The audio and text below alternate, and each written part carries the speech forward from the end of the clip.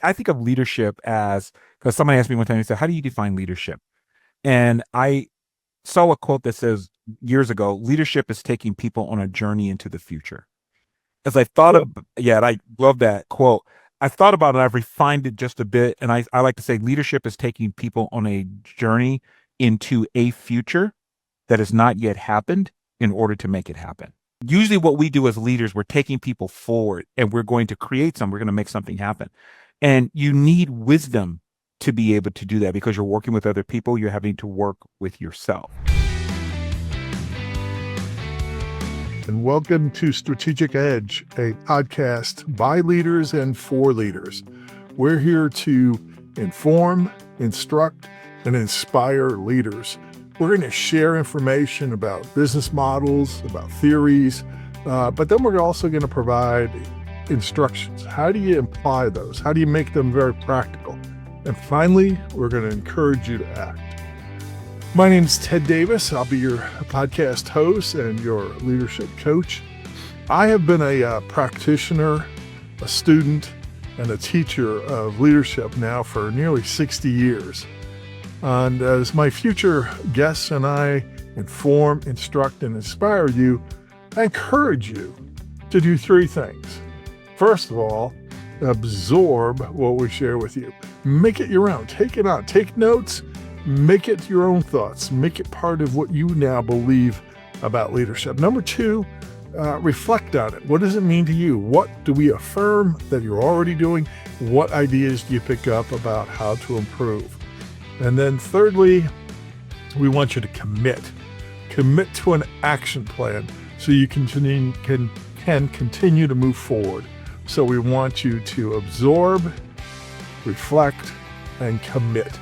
And with that, let's start today's podcast.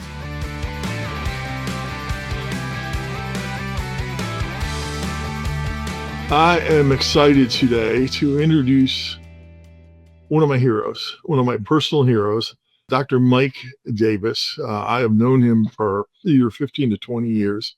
We first met when I was long ago, my infancy, trying to study neuro-linguistic programming. And I went to a conference that he was training. And so that's when I first met Mike, just was enthralled by his knowledge. He is the most disciplined scholar I know. And I'd say probably at least a quarter of my library now consists of books that he has been recommending over the years. I can find books because Mike recommends them. But Mike and his wife, Karen, founded the Optimal Performance Group, a training and development company. They also founded the Center for Christian Training and Development, a Christian training and development company devoted to helping believers understand the scriptures in its original intent.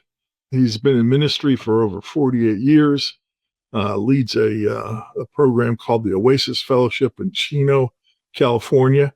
So that explains the dress difference. You know, he's in California. You can see he's short sleeves, open collar. I've been to Leavenworth, Kansas. I've got a turtleneck out because it was dusting of snow on the ground. So that's where it was. Mike also has been a faculty member and a trainer for American Management Association, doing that for a long time, teaching leadership. He also bills or advertises his coaching business as your emotional success coach, right? Does a phenomenal job coaching. I've referred people to him, and he's helped them greatly. So with that introduction, anything else you want to add to it, Mike? I am a father of three girls.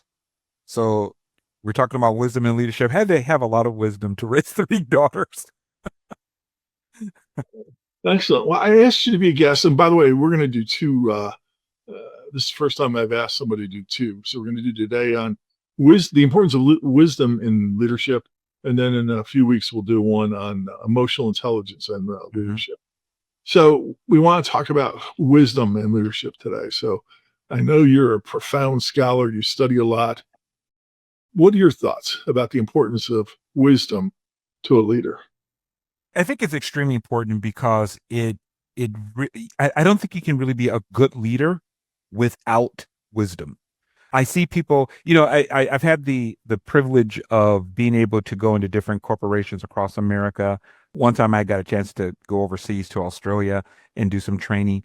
And one of the things I have often thought when I've gone in to train or coach, I would look at somebody in a leadership position and think, why did they put you in this position? How did you get to be? Because sometimes people they get promoted to positions of leadership because they can produce, they can get things out, they can get things going, but they lack what I consider to be wisdom in terms of how they interact with people, how they're leading people.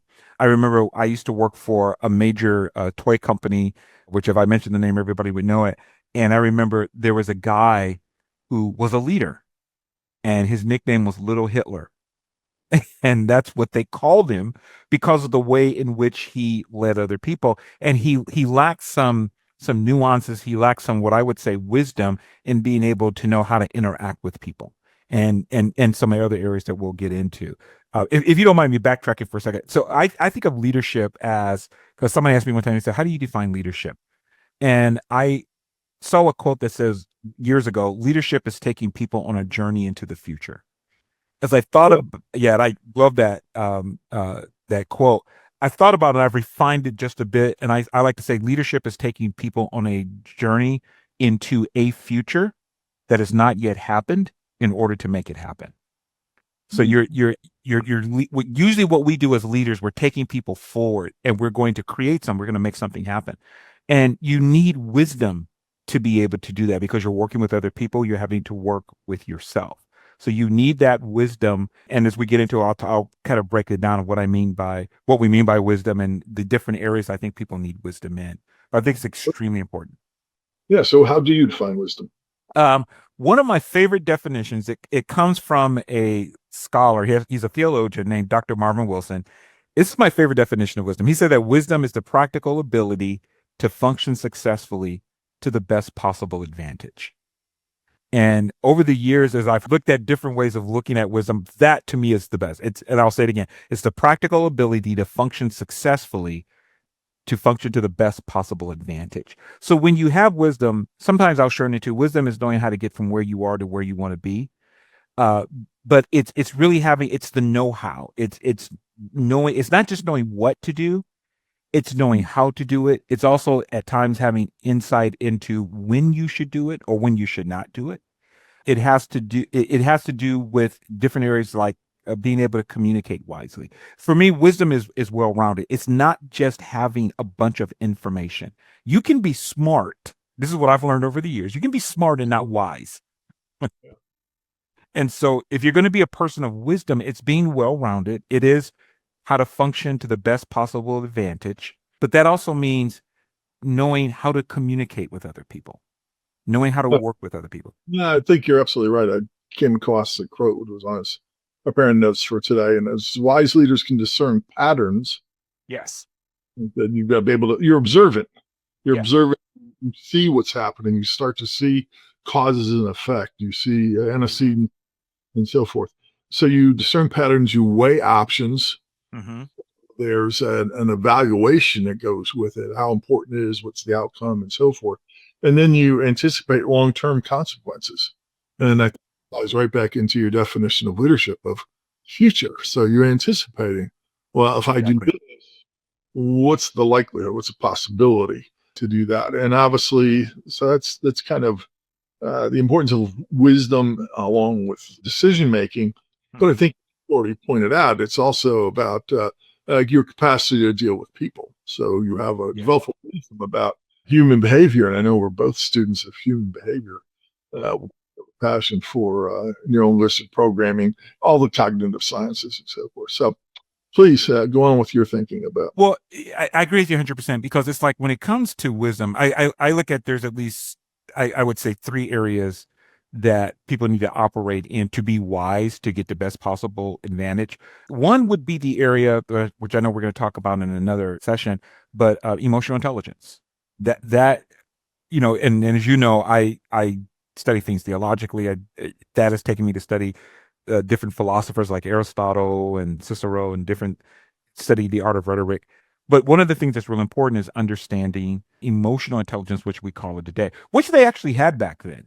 they didn't call it emotional intelligence, they called it self-control. There's two Greek terms, one of which means self-restraint, which is what most people tend to think of when they think of self-control, emotional intelligence. I just keep myself from acting on certain impulses, certain feelings, certain emotions. And I always say that's important, that's good, but that's not all that there is. The other term for self-control that was used is a term that referred to it could be translated as self-mastery, but it was the idea of being able to channel one's emotions, channel one's passions to achieve certain results. And that is the type of in terms of wisdom, that's the type of wisdom we need. Can you channel your passions? Can you, as I like to say, as an emotional success coach, can you get your emotions to work for you rather than against you in the pursuit of your goals? And so that's what I'm always myself constantly studying and learning about to help people to do that. The second part of that is being able to respond appropriately to the emotions of others and being able to utilize the feedback that you get to work well with others. So those are two aspects in terms of emotional intelligence, an aspect of wisdom that's needed that I see at times sorely lacking. As much as been has been said over the past 30 or more years about emotional intelligence, I'm amazed sometimes, Ted, when I go into trainings and I go, "How many of you have heard of emotional intelligence?" And there are times people will literally go, "Yeah, I haven't heard of it." And I'm like, "What?" Well, that's a good preamble into what we're going to Yeah. cover next. So you said there were three things: Great. emotional. Yeah. What was the second one? The second one I think is strategies, it's plan, strategies, tactics, knowing how to get, like as I said before, how to get from where you are to where you want to be. Over the past few years, I've been studying strategies and tactics, and they generally are seen as two different things. You know, strategy is your plan of action, um, what you plan to do. Tactics more of the specific actions that you're going to take. But it's knowing how to formulate a plan and formulate specific steps to lead people and to help them to see where they're going. What's the path we're going to take to get to where we want to go? Well, a lifetime ago, when I was still on active duty in the Army, and I was an instructor at the Command and General Staff College, that was my specialty. Was I trained strategist? So I was an Army Mm, strategist, and so I have a real passion for that, and real I always make a sharp distinction between strategy and tactics. mm-hmm, Something in the middle of it, actually, or people don't talk about very much. That's called operations. mm, Uh, three levels of that. But anyway, strategies, very simple definition is ends, ways, and means. right. Way ends, what are you trying to accomplish? What's the means you're going? What is the ends ways? How are you going to get there? Means, what are the resources? And Hmm. how do you find those? And Right. then I can go for days talking about Yeah. It's become one of my favorite topics. So yeah, that's the, we that's the second area of needed wisdom. What you do. And yeah. again, it goes back to your definition of leadership about the future, because strategy is about what are we going to do to create Right. that future that you talk about, the Well, design. in leadership, we often talk about you got to have a vision. You know, leaders have vision, but it's like, how are you going to get there? And I know I do a lot of coaching with couples in terms of my emotional success coaching. We do a training for couples, and people have often asked me, is it difficult for you to get clients for them to work with you? I said, Normally, no." I said, I get it. Yes, almost 100% of the time. And one of the things I learned kind of by accident, and I had to confirm, they would say, when you're working with people, show them the path that they're going to take. And I realized that's what I was doing. Because one of the things that, if you have the wisdom, if you're able to create a strategy and show people how you're going to get there, even in broad terms, it gives people hope that things can change, that things can be different. So I think leaders, that's one of the things that we do. If you look at all of the effective leaders over the years, they are people who build hope because they have a grand vision and then they show you, and this is how we're going to get there. So, As just that's another favorite topic these days, is the idea of hope. hope. Yes. How important that is. I know you and I have studied it from a biblical sense. Have you ever seen Taylor? I forgot his first name. He was a doctor, a PhD, a professor down at KU down the road from me, and he wrote a book on the theory of hope. Hmm. Understand? Yeah, By Taylor? yeah. The name is Taylor. I forgot his first name. The first time I read it, I thought, "You got to be kidding me! This is common knowledge." The rest Yeah. of my Yeah. proofreading. For some reason, I set it aside. Came back to it a couple of years later. I guess I had been mature enough, and came back and looked at it again. And whoa, okay, I see something far richer than what I did the first time. Hmm. And I kind of like that his idea of hope, which I think again lends into you have to have wisdom. Yeah. Hope means that you have a goal, you Hmm. have agency, and a pathway. That Hmm. was a goal, agency, the ability to choose, and a pathway how to get there. Yeah. And that kind of makes sense, to have hope, which means that you have it's not, hope is not a wishy-washy thing. This idea of, hope is not a method. Yeah. It's not a method by itself, Right. but hope is about us having a certain expectation because there's a reason for it. Exactly. The idea, okay, I have a goal, I can choose, and I can see a pathway. And leaders provide that.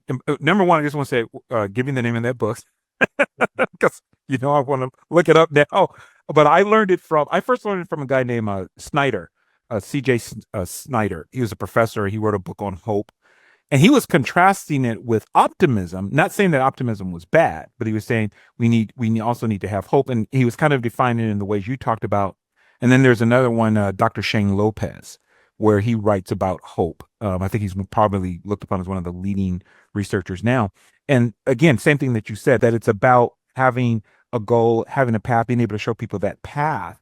And I have found in working with people and coaching people, when I do that, in terms of just looking at it and getting clients, my rate for people saying yes went up because it's like, oh wait, there's actually a pathway. And you don't lay it all out, but you kind of lay it out in big chunks to say, we need to do this and we need to do this and we need to do this, and this will get you to your end result. And I think for businesses or anything else, people want to see, oh, there is a way forward. And leaders, I think leaders can provide that. So that's the second one I say that leaders need. We need strategy, tactics, show people a way forward. And wisdom helps you with that. Because as you said before, which I do love, you said about wisdom is being able to see patterns, Mhm. which is another way of looking at wisdom, that you can look and you can see how things connect. You can see a structure, you can see an order, you see cause effect, and then you're able to apply that to situations. And this helps people again to see and to feel. It gives people a greater sense of for lack of a better term, a sense of control where their life doesn't feel so haphazard. Right. And I don't always feel like everything is just happening to me. I mean, to a certain extent, that can be true at times, but it's also a matter of I can affect things, that I can be a catalyst in my own life to make things happen. And I think leaders, by providing people with strategies and tactics, we empower people. By providing hope, we empower them so that they don't feel like I'm just a victim of whatever is happening. Yeah, I think that's a key part, that something we both do as coaches. There is a certain there's leadership involved in coaching, and Yes. oftentimes that what you just said is showing people that they don't have to be dormant to whatever's coming their way. They can participate. They do have Mhm. enough lives, and helping them to restore that perspective that they Right. can interact, and not to be just simply a dormant, taking things come. So anyway, so emotional intelligence, Mhm. strategies, the third thing that you. Third thing, which may seem a little bit funny, but I think it's if you're going to be an effective leader, a good leader, a great leader, you need humility. Yes, absolutely. We have to be humble. And part of that is recognizing you don't have to have all the answers as a leader. I Mhm. think sometimes I know when I first started off in leadership, I thought being a leader meant you had all the answers. And I learned a lesson. If I could tell a quick story, when I would work for the toy company that I mentioned earlier, I worked for them. I become a leader there. I had a crew of 50 people. I ended up leaving there, and my wife and I had started our optimal performance group, and I'm trying to get contracts and everything. I get a call back from this toy company, and it was my former boss, and she says, "Hey, can you come in and meet with me?" And I said, "Sure." So I went in and met with her. She explained to me that they had this project with another company at the time called Compact Computers. I don't know if you remember them. But Oh yeah. yeah, they were doing a joint project with Compact Computer. We were providing the toy. Compact Computer was providing the CD that went into the toy. And she said, "Mike, we are 4 weeks behind schedule. We are the last leg of the project. Part of the reason we're behind is because Compaq had some difficulties. They got us the CDs late. She said, but also the guy who was supposed to be in charge of it, he's also in charge of some other things in the company. He couldn't get to it. And we need somebody to take this project on. And I was thinking, okay, she says, we have to get an assembly line up and running with it. And I looked at her and my boss knew me pretty well. She said, I know you're thinking, I don't know anything about an assembly line. And I didn't. I didn't know how to put one together. But she said to me something very important, which has stayed with me ever since. She says, I'm asking you to do this. The reason I called you back is because, not because you know how to get assembly lines together, but because you know how to get people to work together. I went, okay. So she gave me, I said I'll take on the project. She gave me a folder with a bunch of emails that were all out of order. So I went home that night, had to organize everything, kind of get a sense of what was going on. And I went back and I have to say, when I was in my early 30s, early 30s, and I was nervous because I thought I have no idea how to put this together. Long story short, they gave me a crew of 50 again, 25 for a day shift, 25 for a night shift. I called them all together, and I operated off of something that I had learned from Dr. Edward Demings, the father of the quality movement, Mhm. because I had been a qualified quality instructor. And he had, he had Deming's 14 points. And one of his points is the people who do the job know it best.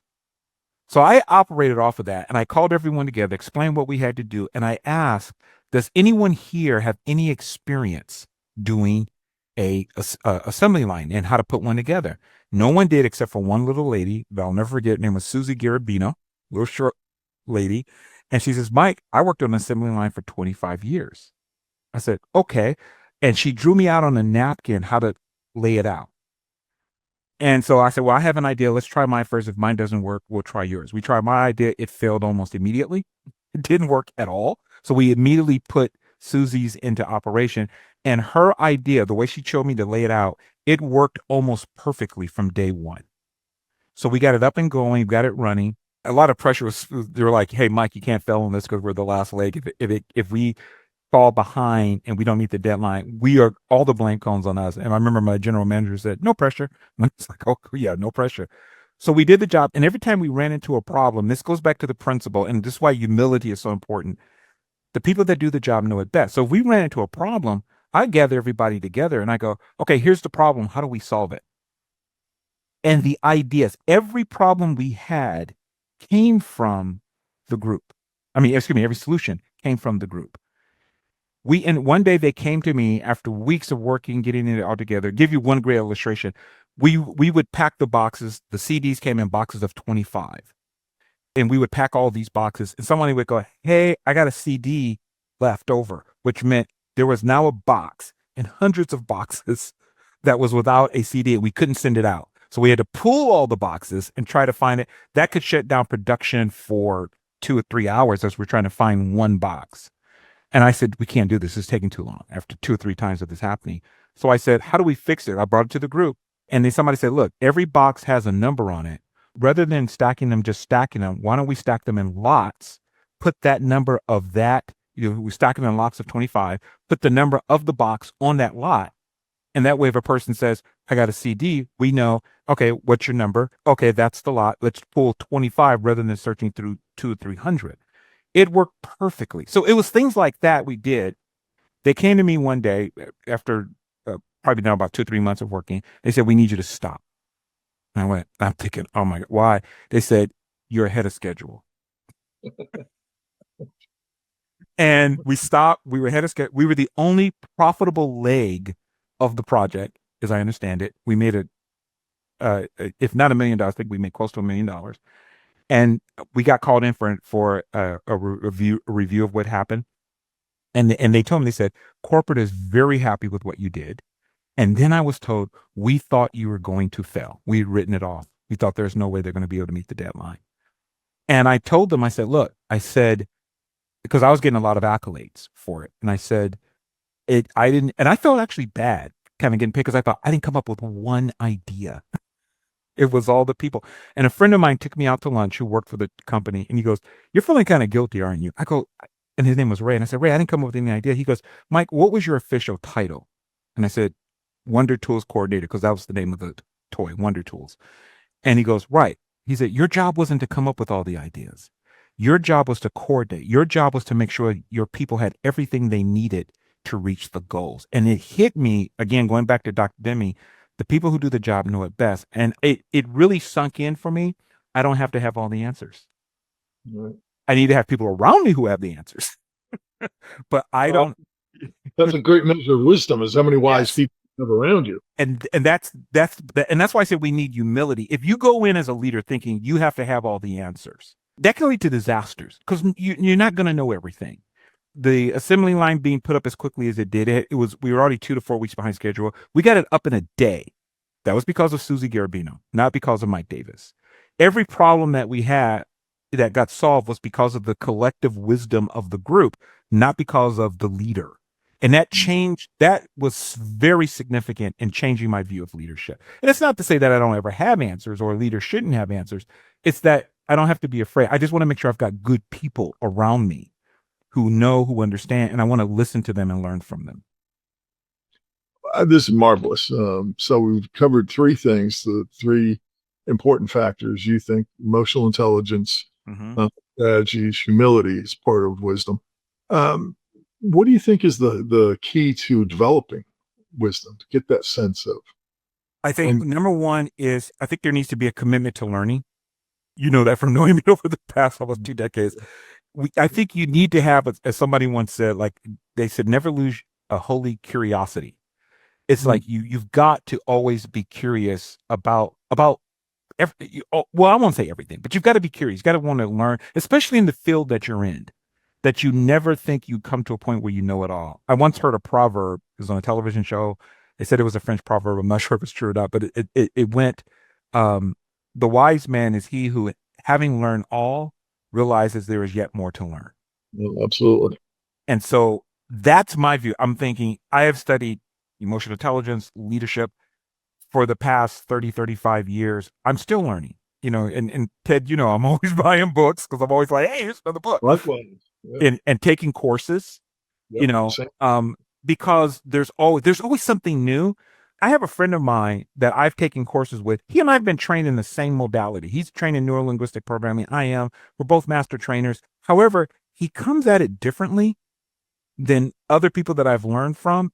And I like to learn from you because I went, that's an application I never thought about before.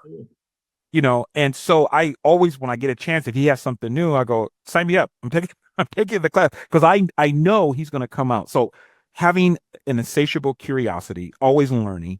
Number two, I think it's self-reflection, taking the time to really think about what are you learning, thinking about what have I done, what were the results I got, what's the significance of the results that I've gotten, why are they impactful, why is it meaningful, and then looking at, I have people often do this when I do a training. I'll tell them at the beginning of the training, I want you to draw 4 quadrants on a piece of paper, and in one quadrant I want you to put stop doing, second quadrant, start doing, third quadrant I want you to put keep doing, and then the fourth quadrant, do differently.